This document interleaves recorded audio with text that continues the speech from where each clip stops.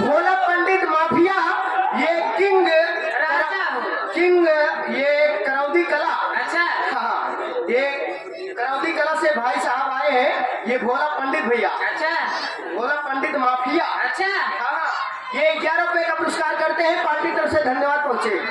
राजा हो